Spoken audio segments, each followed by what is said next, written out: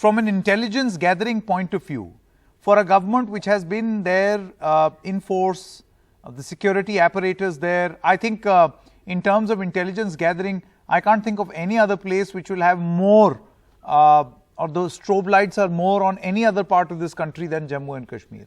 And yet this happened. You say they came in from drones, but was this fact not known? And if it was known, what was done? Absolutely, this is a very important point. We had a system, if you look at the statistics from 2001 onwards, when the terrorism was, taken on a global level, the number of incidents has been coming down consistently from 2001 onwards to 2012. And after 2012, the number of incidents, the number of security force killed, and the number of civilians killed has gone up gradually.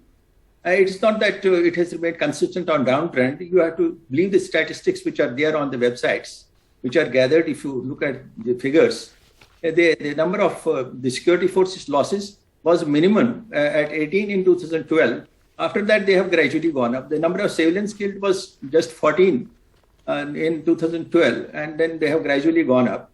And the security situation has always been a point of challenge for the security forces. But as far as intelligence is concerned, we had a system which was being followed. It's not the question of only handling the terrorists with firearms on the security forces or who are there in the combat. It's the overground workers, their helpers also who are to be targeted. We had a situation when we carried out a census in all the villages in Kashmir Valley.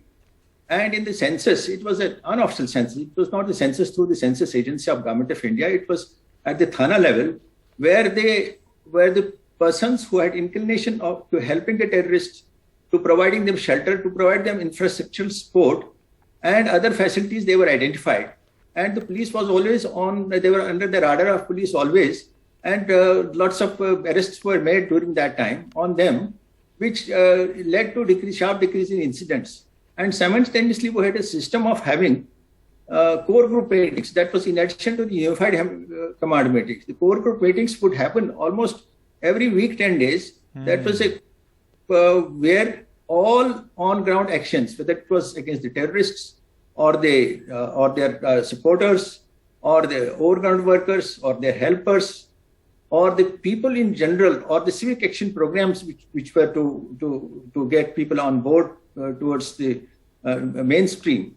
All these action plans were discussed threadbare and the actions were taken. And this core group meeting was of the army, the police, the paramilitaries and all intelligence agencies.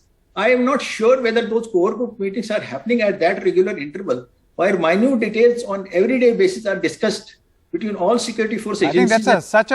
I think this is such an important point, and that is what on-ground perspective is all about.